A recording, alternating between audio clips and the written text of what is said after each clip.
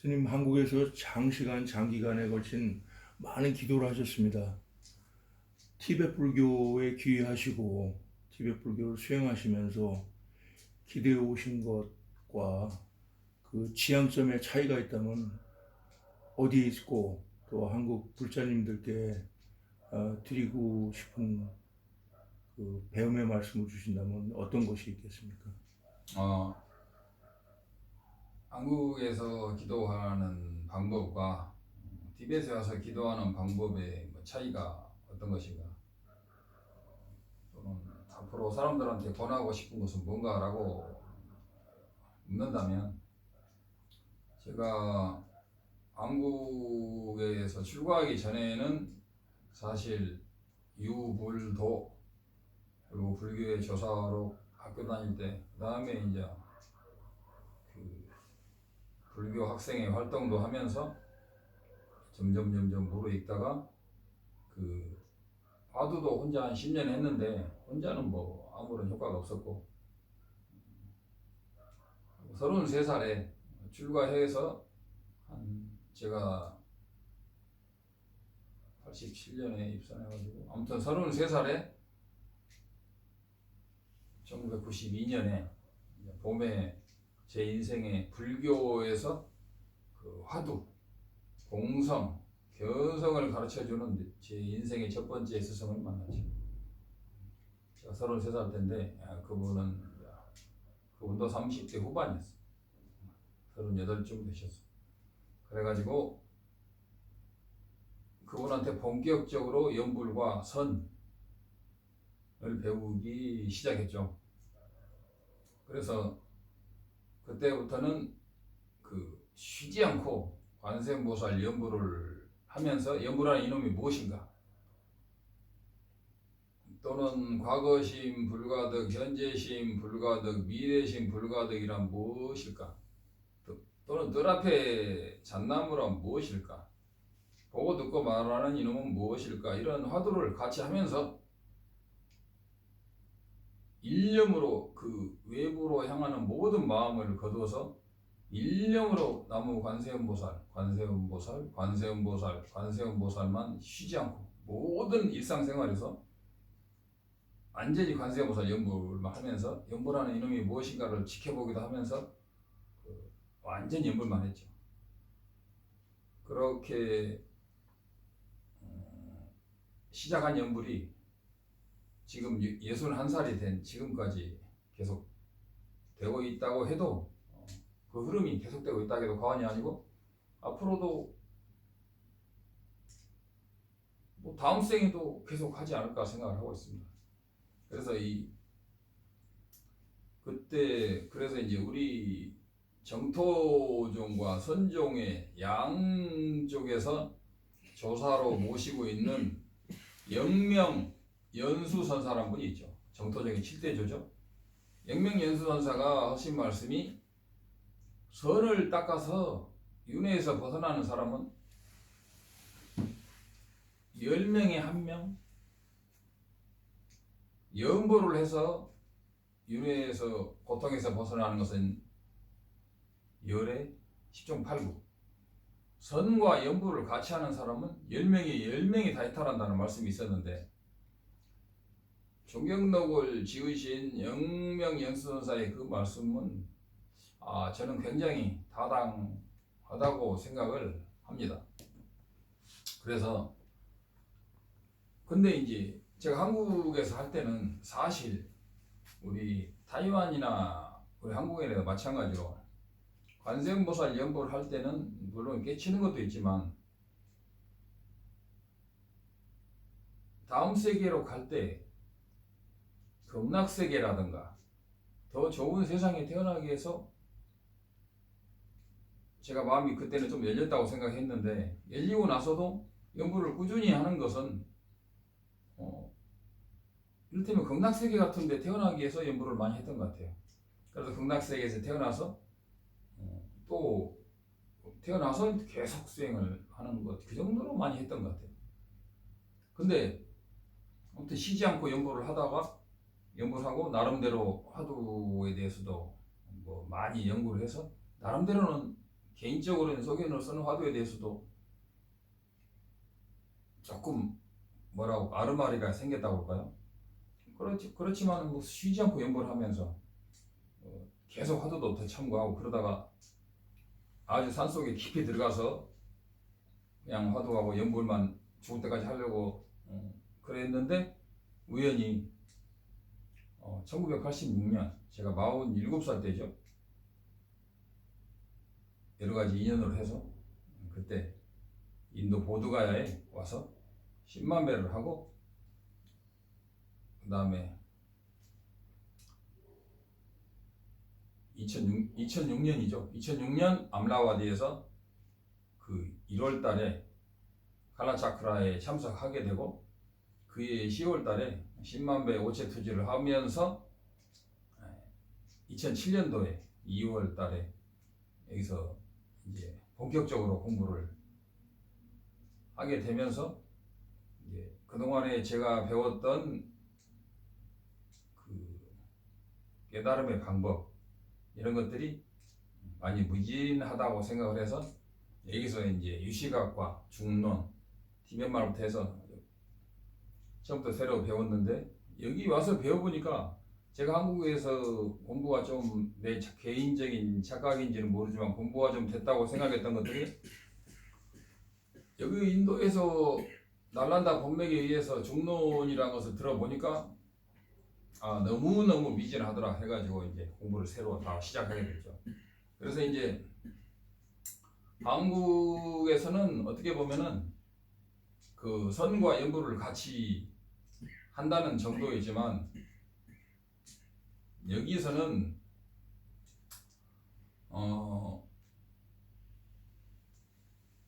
여기서는 일단 선 자체가 한국에서 했던 거하고 많이 틀리죠.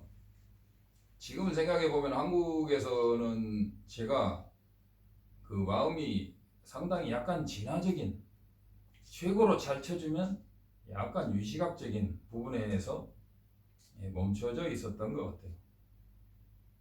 그래서 그랬는데 여기 와서 유시각을 본격적으로 배우고 중론을 배우다 보니까 제가 견해가 많이 부족해 가지고 견해를 배우는데 이제 많은 열정과 시간과 투자를 했고 그 다음에 여기 와서 이제 살다 보니까 전생에 제 의식 때문이겠죠. 엄청나게 참을 일, 분노에 대해서 참을 일이 너무 많아가지고 결국은 7년 만에 여러 가지 원인이 있었겠지만 심장을 스탠스를 하나 박는 일이 생겼죠. 그래서 이제 요약해서 말하자면 한국에서는 어떻게 보면은 나름대로 지혜가 생기든 안 생기든 정토 연구를 많이 했던 것 같습니다. 그리고 원효대사의 유시만락도도 정토 연구에 대해서도 책을 읽어서 했는데 여기 와서는 그 연불 자체가 와우. 앞에 말이 좀 지지부진했는데 한 5천 약간 정전이 인도라서 정전이 와가지고 계속 하겠습니다. 그래서 이제 여기 와서는 해보니까 그 하사도적인 연불, 중사도적인 연불, 상사도적인 연불이 있더라고요. 그래서 이제 여기 와서들은 처음에는 어떤 일이 있어도 악행을 하지 않고 선행을 하고 자기가 손해보는 일이 있어도 적행을 절대로 악행을 하지 않는 그런 연불을 배웠고 그 다음에 이제 중사도 연불은 뭐냐면 자기가 윤회에서 벗어나기 위해서 반드시 공성을 알아야 되고 공성을 깊이 이해한 뒤에도 그 공성을 유지하는 연불 또는 공성을 유지한 상태로 이 공성 삼매에 드는 방법도 있는데 공성을 유지하는 연불도 있다고 생각되고요. 그 다음에 대승에서는 정말 부처가 되어서 일체 중생을 이롭게 한다는 보리심, 대자비심의 마음을 가지고 연불하는 세 가지 마음 동기가 있다는 것을 확실히 배우면서 그래서 쫑카파 존자님의 삼종요도에 나오는 출리심과 공성과 보리심이 세 가지 마음 동기를 다 가지고 연불하는 쪽으로 변하게 됐으니까 그냥 차원이 한참 그냥 우물에 있던 물고기가 거대한 호수가 아니고 아예 바다에 나와서 연불하는 그런 바다에서 논이는 그런 연불을 사실상 완전 업그레이드라고 하기에도 부족한 그런 완전한 한 차원이 다른 연불의 마음 동기가 어마어마하게 달라졌던 것 같아요. 그래서 그런 세 가지 이제 마음 동기 중에서 항상 그 모든 수행을 여기 스승님들께서는 이제 대승의 마음, 일체 중생을 위한 마음 보리심을 가지고 공성을 바탕으로 공성과 보리심을 함께하는 수행을 해라 해서 이제 기도도 그냥 깨어 있는 것이 아니고 연불의 공덕이라는 것은 부처님 경에 나오듯이 연불을 관음보살의 명호를 한 번만 부르는 자는 문화 명자 명삼도 개나 형자 되겠다라죠. 관세음보살의 명호를 부르는 자는 악도에 떨어지지 않는다. 이런 말이죠. 예, 물론 남방이나 이런 데서는 인정하지 않겠죠. 그리고 지금 잠깐 생각나는 것이 하나 있는데 진화로는 모든 것이 진화에 놔둡니다. 에고도 진화에 놔둡니다. 아무리 더럽고 추악한 행동도 진화에 놔둡니다. 알고 보면. 그렇게 되면 인고가 사라진다고 그랬죠. 그리고 진화의 세계에서는 기도할 필요가 없는 거예요. 일체가 진화에 놔두는데 무슨 기도를 하겠어요. 그래서 진화의 세계에서는 기도할 필요가 없는 거예요. 기회를 어겨도 그것도 진화에 놔두면 되는 거죠. 그래서 그 진화의 마음을 가지고 하는 것이 장점도 있다고 생각해요.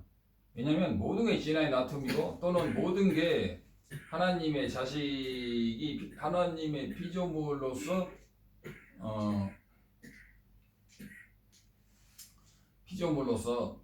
모든 하나님의 사랑받는 그 대상으로서 이렇게 해서 서로 사랑해야 된다. 그리고 모든 게 진화의 놔툼이기 때문에 이를테면 공평하게 사랑을 한다. 근데 진화론에서는 어떻게 보면 인간 고유의 개별성 이런 것이 사실은 강조되지 않고 거의 사라지게 되는 위험이 있는 거예요.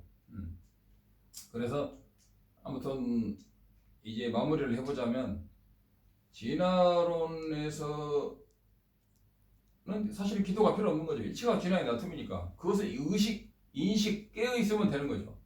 이것이 바로 수론파의 학설이 되는 것이고 우리 불교에는 그런 건 없어요. 불교에서는 인과가 확실하기 때문에 확실한 인과와 그 다음에 의존함으로 완벽한 주체가 없는 것을 공성이 없는 상태에 그 무아 공성과의 합일된 상태 이런 걸 공성이라고 하죠. 그래서 불교에서의 연기적인 무아하고 그 진화 상태의 그 무아에 대해서 어제 이야기했는데 진화는 깨어 있으면 되는 거예요. 항상 참나에 깨어 있으면 기도도 할 필요도 없는 거죠. 그게 나쁜 것은 아닌데 좋은 것이라고 볼 수도 있죠. 그러나 불교의 입장에서 볼 때는 그것은 윤회에서 벗어날 수 있는 길은 아닙니다. 그거 어제 이야기하고 기도할 때도 그런 입장에서 모든 우주와 중생과 하나가 되는 마음으로 기도한다. 그것을 진화적인 입장에서 하게 되면 그 기도는 큰 가피는 없는 거죠. 항상 연불할 때 삼보의 귀의하고 삼보의 가피를 받고 개별성이라는 것이 없으면 단견에 떨어지게 되는 거죠. 그죠? 개별성이 없으면 단견에 빠지게 되는 거예요. 그러나 독립적인 개별성이 있으면 상견에 떨어지게 되는 거죠. 불교는 그런 게 아니에요. 진화로는 진화라는 자체가 항상하고 고정적이고 불변이기 때문에 그것이 수론파 상키파에서 말하는 외도들의 전형적인 진화잖아요. 그런데 그건 상견에 떨어지는 거죠. 그리고 그런 것이 없까 불교는 무아라고 딱 하게 되면 단견에 떨어지고 그래서 제가 한국 사람들에게도 이제 기도를 할 때 이런 것을 하사도적인 기도, 중사도적인 기도, 상사도적인 기도를 잘 마음 동기를 완벽하게 해서 기도를 하는 방법을 저도 배우고 앞으로도 이 한국 사람들에게도 정말 24시간 할 수만 있다면 연불과 공성과 보리심이죠. 연불과 공성수행 또는 연불수행, 삼매수행, 그 다음에 계율수행 이런 것들을 출리심 수행 이런 것들이 합일된 연불 수행 그런 기도를 열심히 하면은 결국은 불보살의 가피를 받는데 불보살의 가피란 것은 뭐냐면 결국은 선지식을 만나는 거죠. 자기를 어머니가 갓난아이를 키우듯이 결국은 선지식을 만나서 자기가 진정한 깨달음과 대승에 떠는 길을 인도받게 되는 것이 기도의 목적이죠. 그래서 달라일라마 존자께서는 말씀하셨습니다. 보드가야 대탑에 진신사례가 있다. 보드가야의 대탑에 부처님이 계시고 진신사례가 있다고 말하지 말라. 진정한 보드가야 대탑은 라마의 가슴 속에 있다. 라고 말씀하신 그 의미를 한번 명상을 해보면 정말 우리는 부처의 진신사리가 중요하지만 역시 그 가피는 자기를 항상 옆에서 돌봐주고 이끌어주고 가르쳐주는 선지식을 만나는 것이야말로 최종적인 가피고 그 선지식에 의존해서 수행을 잘해서 수행을 성취하는 것이 그리고 세세생생 그런 선지식에 의존해서 수행하는 것이야말로 진정한 가피고 우리 기도하는 목적을 성취하는 것이 된다고 생각합니다. 그래서 오늘은 보드가야에서 하는 마지막이 될 것 같습니다. 정초 2020년 마지막 6탄이 되겠습니다.